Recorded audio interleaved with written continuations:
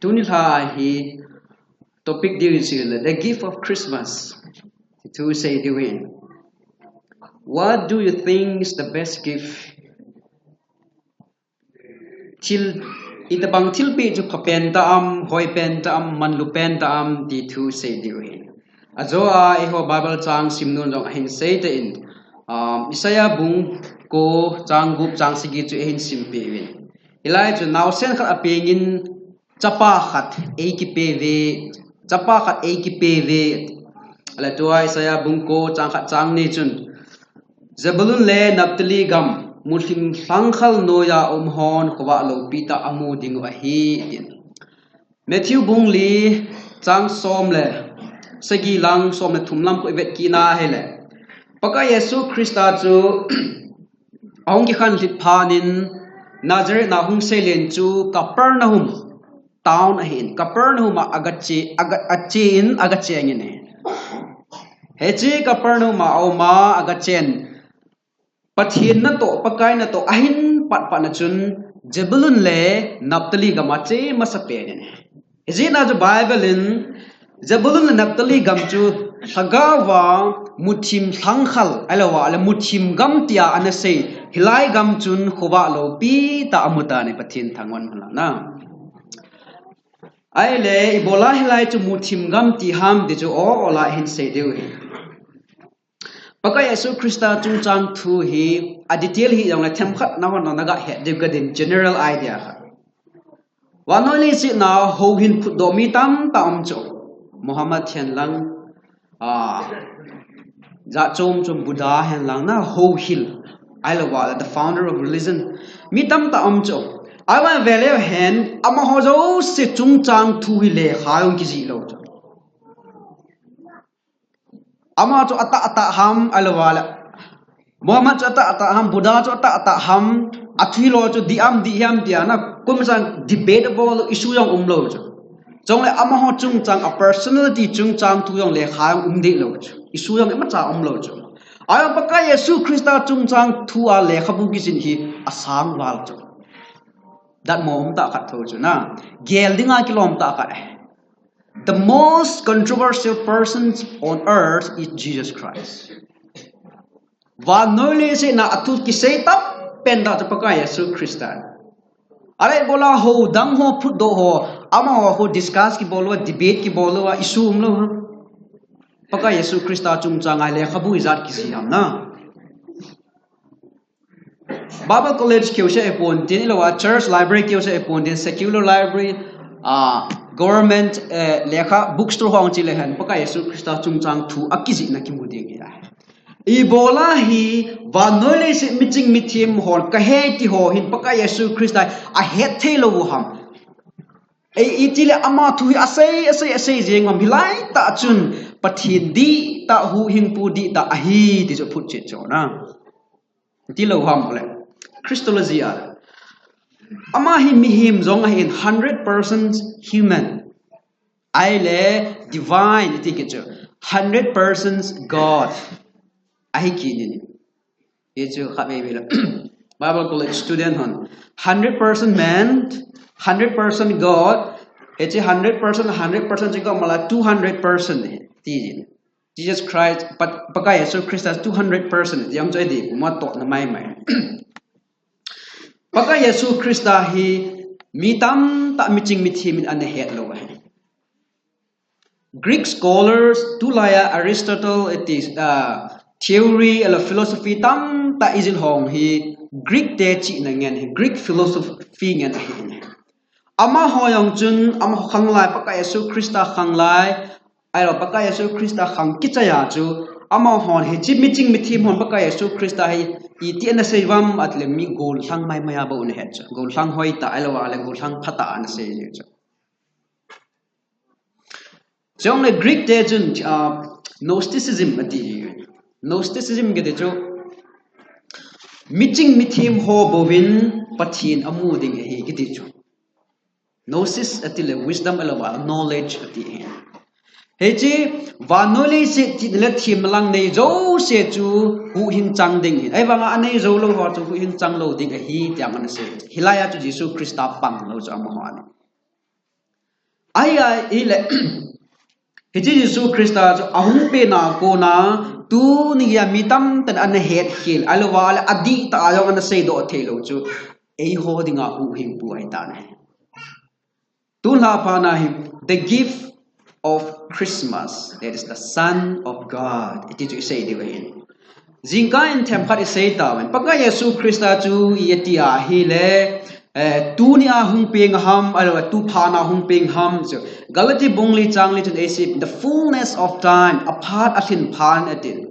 Rome government chun politics chun religion chu aval fum tan hai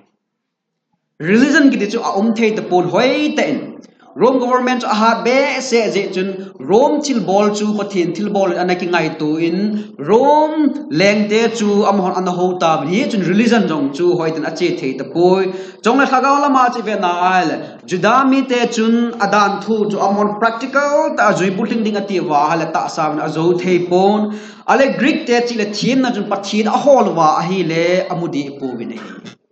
Eji pat lai ta chu vanoi le se chu pathin ave na le mi lung thim chu ahom keu se min pathin di ta ahol lai ta min chi na di ta ahol lai ta chu pakai Yesu Krista hen so le ale hi chu pat lai ta chu Rome government hi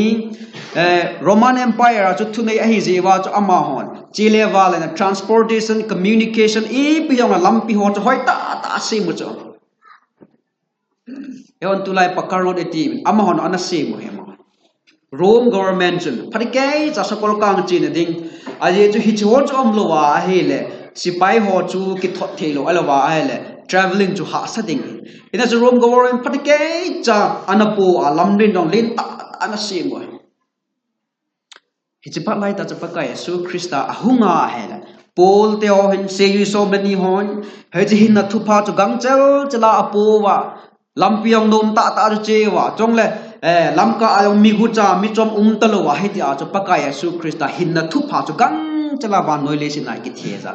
pathiene he chu ahin ve na alom lai ta agom kum lai ta ai pha na chu aphat athin pha nin naw sen khat ahong pengin chapa kha e ki pe ve ti chu pakai Yesu Krista hi chi he Christmas thil pe chu Christmas lai ta le e ho hin thil pe ding na Nule pain packing ham khat package ham khat elwa la gift ham khat asim peding elwa e ham khat iloi le gol ki peding it is a time of gift hicho gift exchange angom ni law na bol di di Christmas event na ale thil ki pe tu pha kitia umcho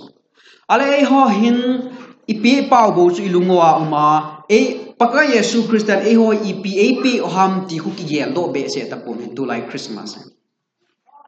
I want to la tha be a vela yellow kit do to Christmas till page e hon I pe sang win e ho I chanu hinam Christmas gift to it the way Azo a Bible chang hin simna wachun ga nung chele hen Isaiah bungsagi lang chu vele hen imo de win Isaiah bungsagi chang so meli lai chu Emmanuel prophecy umine Hilai ta chu Judah gam Israel gam mi hop ni na ki hop mi ne khat hi northern kingdom anaki ti ne ta chu Israel phung som ham ana cheng win khat lang chu ya le southern kingdom ki ti chu Judah yong ki ti ji chu khat lang chu Israel long ki helanga chun phung khat le ke ham cheng wa Judah to Benjamin te ham ke khat chu cheng win ne ai le Keji Judah gama chu Ahaz ki tipahi leng an hi lai ta hin ale hi chipa lai chun Israel gama chun Israel to elwa ele Syria gama chu Pekin to Rezin ki tipahi Pekka to Rezin ki tipahi lengin anapangin hin iteni Israel leng pa to Syria lengpa chu ki ho to a Judah lengpa Ahaz chu ahung bulu gut hon ta ai la hi chi khu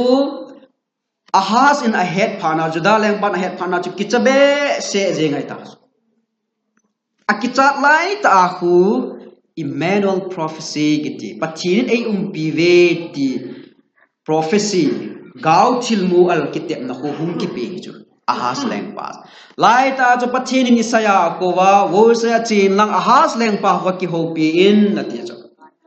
e tinama jong na hi chilanga thil si gong te ni Israel lengpa to Syria lengpa thil gon ko loading a hi je jun wo Ahaz ki chahi ben ati cho ai wa nga cho Ahaz lengpa in he chi hilanga leng te ni ahungbulo ding ti thu aza phanas ki chabe se ama ki hot ling law yang ama leng len pen ta cho akicha na a hi le alengam sunga mi te jo siong cho akicha ta na tipana cho ama ni psa tam tile Assyria leng pa ko ma hai chi a ven ka vela mi ngo khot ehung bulu go no vin tu a ko na nang su ka hi ding hai ta ati cho Ahaz pathin nam hlen alwa juda punga ko na japaka Yesu Krista hung ding hi ki ti he chi juda te leng pa chun ahovu Jehovah to bel talwa Assyria lengpa ko ma lengpa men ju tiklat pleasure kiti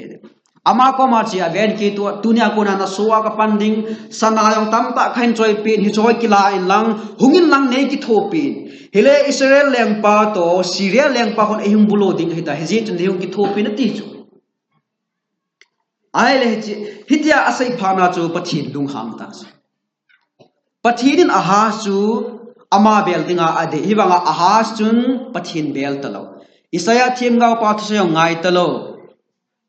ala cham khat wa pathin nata san lo ham ko pi ding a hi ka ti su nata san lo ham wo Ahaz leng pa nata san lo wa a hi le avet sa na khat sign khat thu min ka pi ding hi atina la hi pathin ai wanga Ahaz in itina ma yong la hi chi sign thil mel chi na ka thum lo ding hi pathina ko na ti chu ai le pathin hidia su thumi long chun ken ka cham ta ka pi ding hi ven avet sa na jo nunga thing chu hunga in tin chapa khat hin ding amin chu Emmanuel hi ding hi pathin thang wan mala na lai da chu ven pha gom kum lai ta chu pathin in Emmanuel prophecy ke ti Emmanuel ni khat le hung ding a hi ti chu lungmon na thu chu anapi chu Ahaz leng pa ai bang Ahaz leng pan angai lo chu ga geling khana ajing athaya gal su ta dinga pathinin ven dunga khat hunga yang den chapa khat hen ding achapa sun hu ing di ekiti chu ta san thebe se hello chu na ajing lo ni khat ni jowa gal ding hibanga ki kicha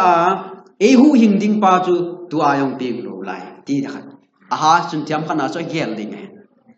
ai wa pathin ade penta chu Ahaz in pathin ata asana pat Jehovah pathina akingap ding chu ade hi ai ai wa ama ananom ta po hulanga chitam Assyria le pa ko ma chita ai le Assyria le pa chu ahongin Ahaz ahong ki thopi in he chi Syria le pa chu Assyria gam chu he chi Assyria le pa chu agabulo in na Ahaz sei dung zuin Ahaz gal mi te chu ki chai ta ne ai ban hi chi kumma ma chun hi chi juda lengam nong chu akichai kitane ven pathin thu ingai lo ting le lam ka ho lam ka lam khosung lam ka government lam ka a day Christian den i day wa i chon wa pathin i bel lo ting le ni khat ni ki hu do jong le han for the long run kum so na dinga ki ding zo lo cha pathin nai lo wa hi chlai ta Ahaz in i ka ti ding hitam kasopi Israel lengpan bon ei tha go na lenggam khat khat hung theu to ke ei do wal hoilang ka su ding hitam pathin no ta san nom ta lo jo Assyria leng pa ko na che ta tulai tam ta minu mi pa lam kai hi ta bang tam taw mene pathin ki bel nom lo pathin bel ding ki sit na jo es Ahaz ang ron asit ten hiding dan Isaiah thim gao pa sa jingla thaya gal hung ta dinga to anang naw sian ping ding ama sun ei hu hing ding mong ham ta khel mai the hena cho pathin tu so man adon ta poi ne he chikumma ma chun ama lengam no ki chai ta ne pathin tu ngai lo ting le pathinin ilengam alwa inei go ei la pi cho ai le hi pha lai da Emmanuel prophecy ahung ki petane ni khalle nunga thehunga in tin chapa khat hinding ahi ti chu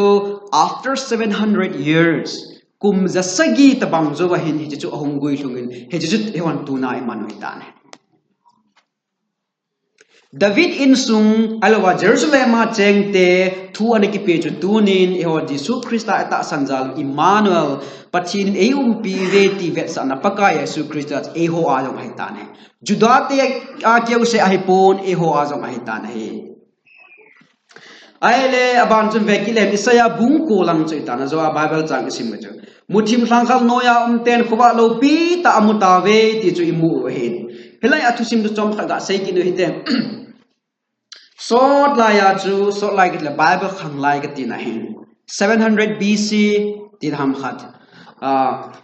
helai ya chu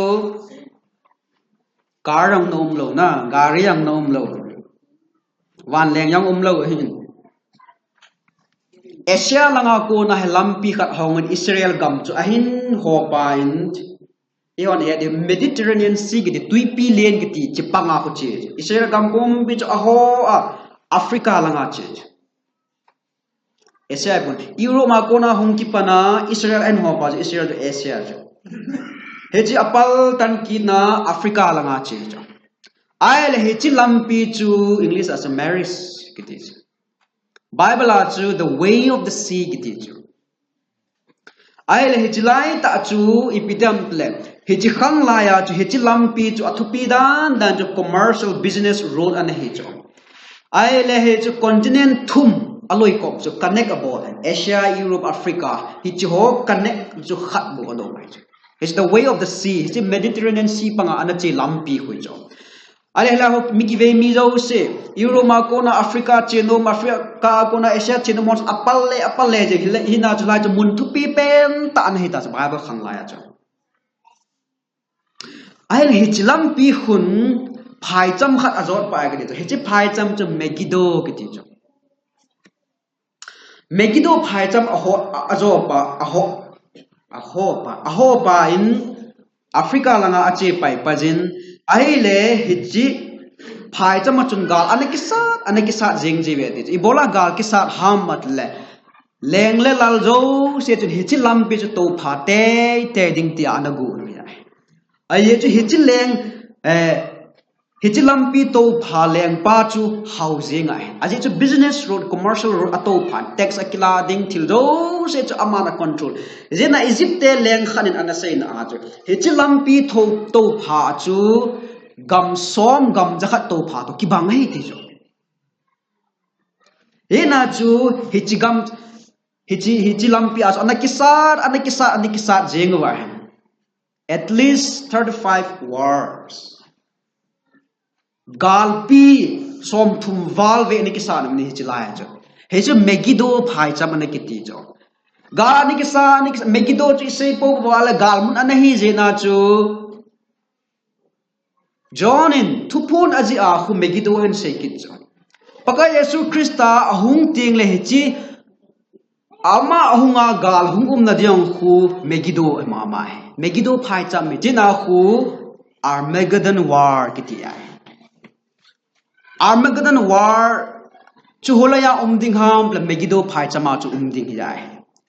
ale he Megiddo phai cham ko ma chu Jabulun le Naphtali ana cha jina chu gal ong hi teng le Jabulun le Naphtali gam chu ki hal tha jing in ahung ki sa adong la ki hal tha kit jing khang to thei mong lo ale 734 BC ahin ayo akhan si Assyria leng pa chun Jabulun Naphtali gam chu ahin bulu kitan he an bulu pha na chun Jabulun Naphtali gam chu Israel gam ahi wang chun ami hong chu be gam ta thim puyong talo thim ga talo ho hil ho yong talo hichigama chu mosidan yong talo e macha ho yong talo ema Assyria te pathin chu ki howa Assyria te chonda na chu ki chona Jabulun Naphtali gam chu aphalo penta hong pan phana hagawa he pathin ave na hala muthim gam ahi tai ki ti cha pathin thu kise na yong talo pathin thu yong talo ami ho yong chu ve na hala pathin mi talo jena chu muthim gam kiti ai wang paka Yesu Krista ahung pe na ahung khan sit pha na hi Capernaum chia Capernaum oma kona chu gapo da pathina ato masat pen chu Zebulun Naphtali gamin hije chun Bible in Zebulun Naphtali gam muthim thlangkhal noya cheng den khowa lo pita muta we pathin thangwan man na ti chu ya ale tu a hi muthim thlangkhal noya cheng yum na lai wam Christmas gift, the best Christmas gift the pakaya so Christian. Hit a gift to Jabulun and Naphtali Gamagachi, Mutim Sankhal Gamat Agachia, Hele, Hitcha Cheng Desm Kuva Amutawene. That's the gift. Ale Sirima Hobung al Hosunga Umite ho and Hichi light, the gift of light, the gift of Christmas, Imovita. Imulo laewal Jabulun le Naphtali Gambang Bangat Mutim Sankhal Noya to hina lighting. Ale chonglem Zebulun Naphtali gam chu hichi highway kati akona chu ga gam sa chu vele hen khutchena vele hen highway pang abu chen chu na lampi abu ki chen lo ma je chu transportation ti da communication ti dam chile wale na khu bai chu wa lampi panga chen lo ting le traveling hu ha sa chu hitabang bang chu Zebulun Naphtali gam chu hichi highway the way of the sea akona chu gam sa chu ta salang hen lang thagaw lang khang to mong lo ai wa nga pathilin atapa ahin sol chu holaya dinga ahin sol ham hitabang gam ailawal hitabang gam sunga to mi te ummi te adinga chu ahin sol he pathin thangwan man na Zebulun Naphtali gam bang banga ailawal Zebulun le Naphtali gama umte bang hina laiwam as a Christmas gift, Christmas till pay ho chunga hong sung tam hiti hitul ha phana ki gel divin ka dejne paka Yesu Christa chu light va ki sei cho muthim gama ama agalut le hi cha muthim gama cheng ten wa lo pi ta mutawan ai wang tu lai hi mi tam ta va de lo akitamin to na nang kana sei jin AP hijong le ho daily life and ang AP hijong le athim hi dei po wa ailawal muthima ki bor hoi vela jin thil phawm lo chu na I mut tai lo ho thil phawm lo chu ale umjingam muthim la ki pa ta ailawal pathin lo pi ringa thil I bol mam I mut tai lo langa beach dunga hoi wale la candlelight dinner kitiang umji chu na tu masang kong masang je mazalo kya program pa nei a host nu an ki sei hile candlelight dance nunga go thang ong bol de ti go la candlelight dinner ong bol de ati bis nunga ho wale la candlelight dinner chong thao me wa zo se ki mood mina nunga go sang romantic ta to kho mo wa candle neu cha ki wa cha dinner ani na awa ki de lo cho aha wa ding ju ki de lo I pi bol tam ju ki hetalo Silen muthima ki bol cinema hu cinema la je la thimle lu jeng cho na eja hu wa ki dei kit lo cho nunga ko lang ka khom na dinga cho aning koi ham khuwa hi a le aning corner he ding alo wa le a corner cho achan jo hon lo wa le khuthim ding muthim la thil ki bol hoi dei thil pha lo cho ai wa nga muthim hi aphat lo dan hi paka Yesu Christa ama wa ahi tia ahung wa chu muthim la cheng hon jong EP ahi uham itabanga ka chon sit ham hola hi nen ham tia kimu jo he na mi tam ta hin va in asal wa teng le e jong jun aphalo la ki mu thei jo jisu ki dei lo jo thusim kan seng ge thusim kana mi khan hi nel gam bai nel gam a chengin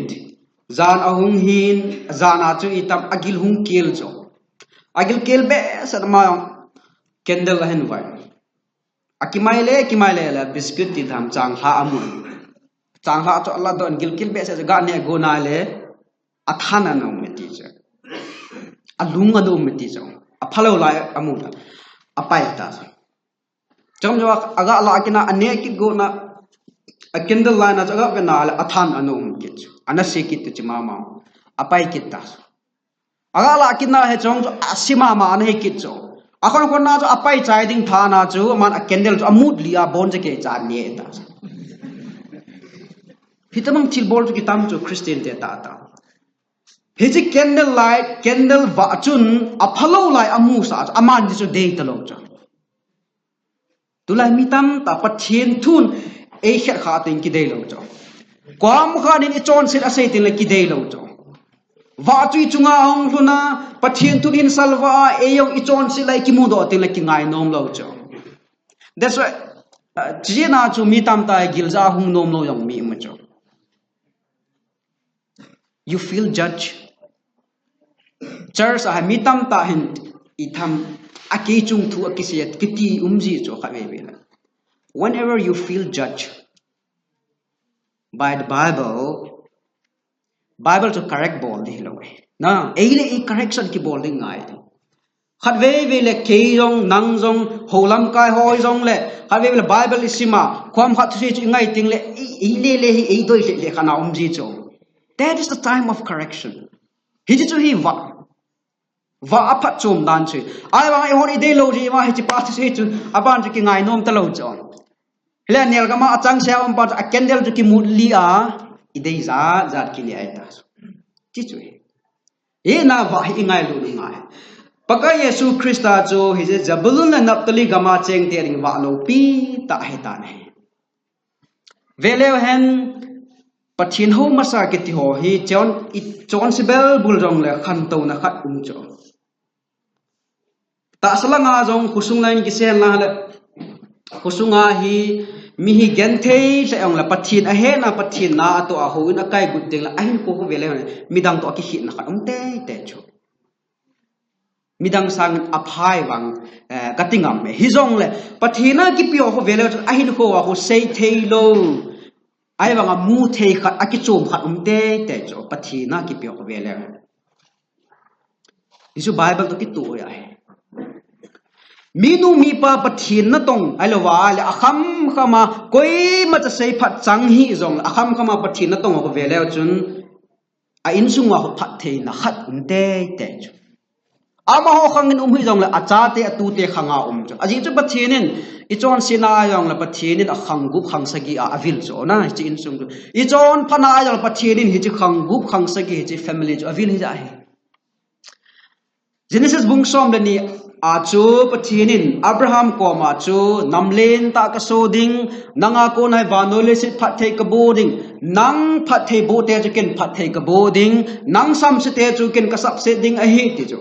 ai le Abraham banga pathin ta san jo se chu pathin phat thei bo na chang ding a hi ti nai chu Abraham chu koi mi ham pathin ta san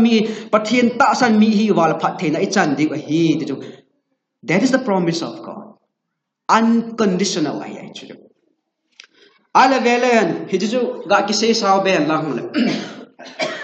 vanole sina lengam len pen to the British day and he na a ki pan chol jet halang le Christianity ki te chu Israel a hum ki pan chu tua ko mi ata san a hlom wang Israel a hum ki panin hicha kun a hung za in Europe ga ma che chu Europe ga ma chu nu mei chu Gospel to pass say masapen elo aping tha masapen to Lydia from the city of Philippi na ama chi ama akon chu ta ama akona chu Europe government pathin thu ai he na ai le ching masa ba khola me she te sanga na ching masa wa haw masa wa ale atum ta hu